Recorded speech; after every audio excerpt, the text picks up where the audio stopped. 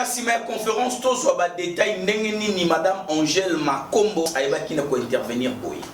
Erika Freddy Mulumba azali patron ya magazine moko de presse babengaka Renaissance africaine.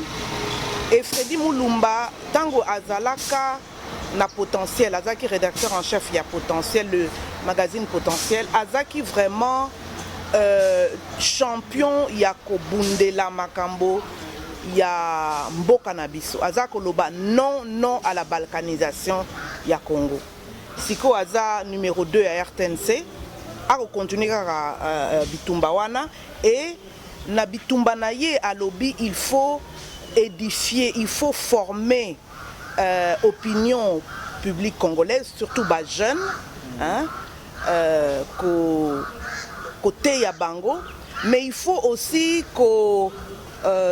rassembler bas intellectuels, élite, pour azala au courant na makambo ya mboka na biso. Président na biso, président Félix Antoine Tshisekedi Tshilombo, a Zouaki pouvoir na janvier 2019. Mais ezalaki kalamingité. Mais leadership na ye et s'imposer et que s'affirmer na Afrique na mokili mobimba. Lokola ko voyager bako yambaye na mekonzi na bamboka mipaya. Donc na Union africaine ezali et ko regrouper bamboka nyonso ya Afrique. Donc Freddy Mulumba, il faut que pesaye longonia pour azana idée à lobby janvier eza kalamingité. Ba question nini toko ko poser to solo la makambo pour peuple ayeba ba lokola ba bengaka na poto ba enjeu. Hein? Ba question nini ya mutuya ya makasi et que se poser na mboka na biso mais que se poser pe na Afrique mobimba. Et question moko eyali panafricanisme et lingeo loba Afrique mobimba to sangana, hein? Et ba leader to zwa kala na Afrique lokola Patrice Emery Lumumba et pa na biso Nkrumah na Ghana, Abdel Nasser na Égypte, tout ça baloba makambo wana. Et Mikolo yo je crois 3 ans 2 ans motoloko la président Kadhafi à Libye à loba kiango. Mais oyebi biso non soto yebi ba bomaki ye po ba mindele baza ko sepela na makambo za ko linga ko sala te po na Afrique. Et na cadre la conférence débat oyo sur justement panafricanisme ba invité mi balé bayalaki professeur Kabongo Malou ya lobby donc makambo ya unité africaine idée na ye vraiment ya makas ezali il faut absolument to passer na États-Unis d'Afrique.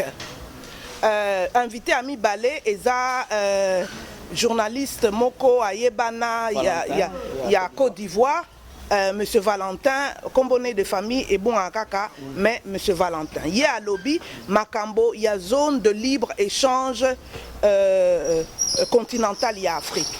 Donc il y a un sujet moko vraiment très très important. Ngai na lobby, idée à États-Unis d'Afrique, eza kitoko.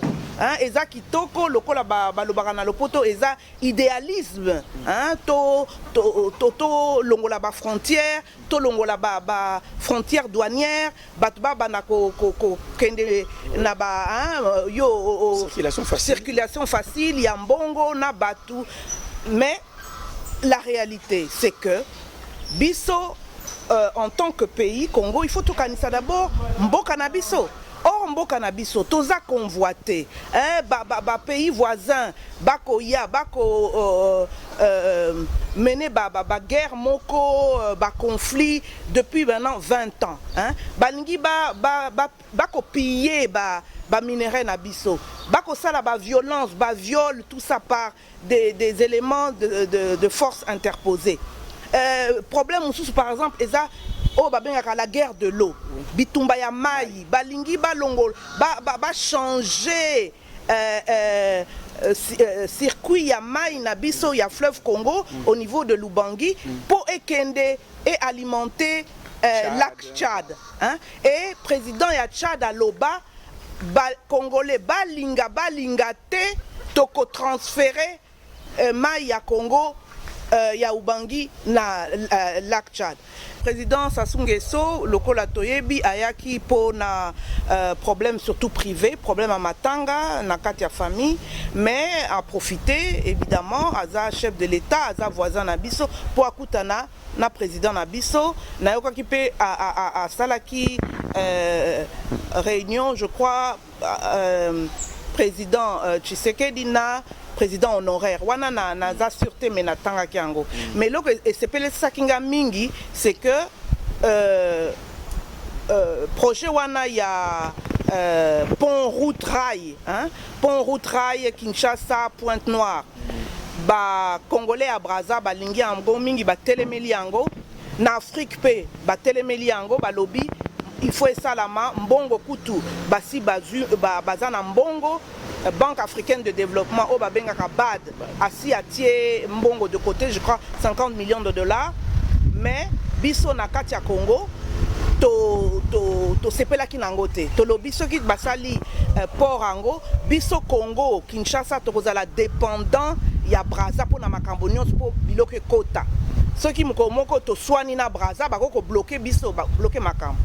Donc toza koloba non en même temps projet wana et qu'on diminue le port na biso na Congo central. Ouais. Donc il faut priorité Totonga port en eau profonde de banana. Mais africain na mindele batie pression et là qu'on a sepeli nango président na biso média sali commentaire lobby a telemeli yango a lobby non banana d'abord. Pont route rail Kinshasa Pointe-Noire après.